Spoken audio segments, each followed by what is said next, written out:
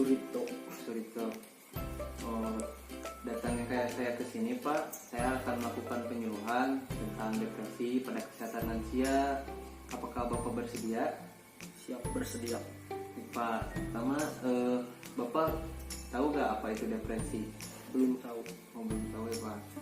Nah ini Pak, saya mau ngasih ini pamflet. Ini cuma sebagian kecilnya aja.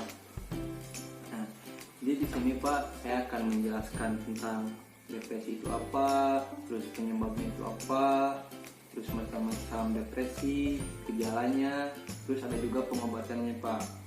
Nah, yang pertama, depresi itu secara umum salah satu bentuk gangguan jiwa yang ditandai dengan kemurungan, lesu, terus ketidakgairahan hidup, perasaan tidak berguna. Nah itu secara umum Pak.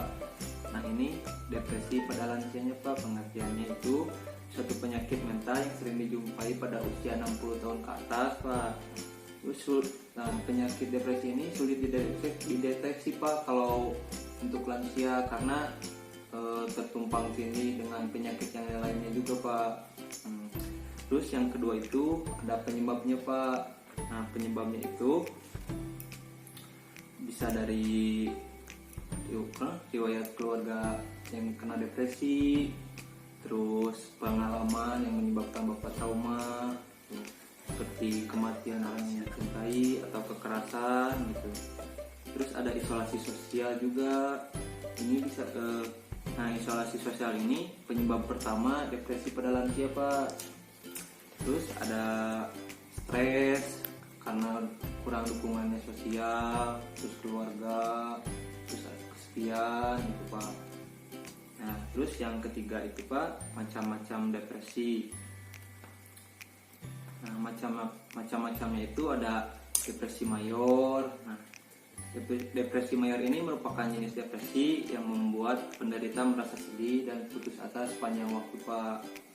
Terus yang kedua ada depresi persisten.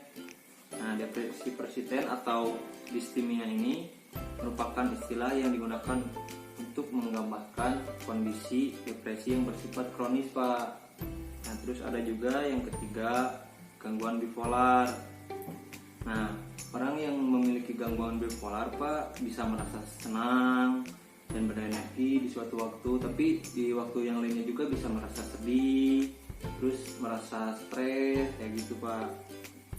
Terus yang keempat Pak ada depresi psikotik. Nah depresi psikotik ini ditandai dengan gejala yang berat dan disertai adanya halusinasi Pak. Nah terus yang keempat Pak ada gejala. Nah yang pertama ini gejala fisik, bisa gangguan pola tidur, terus menurunnya efisiensi kerja, terus menurunnya produktivitas, dan mudah letih dan sakit. Terus yang kedua ada gejala psikis Pak, merasa cemas dan khawatir, terus tidak berdaya, terus sensitif gitu Pak, dan tidak patuh kalau disuruh minum obat tuh. Nah ada juga pengobatannya Pak. Nah yang pertama itu ada obat antidepresan Pak. Nah pemberian obat ini bisa membantu kasus depresi pada lansia. Terus antidepresan ini biasanya membutuhkan waktu yang cukup lama juga sih Pak untuk sembuhnya. Nah terus yang kedua itu ada psikoterapi Pak. Nah psikoterapi ini sangat efektif, terutama untuk lansia yang tidak mau minum obat. Terus untuk mereka yang pernah mengalami hidup yang penuh stres gitu Pak. Nah serta gejala depresi ini tergolong ringan Pak.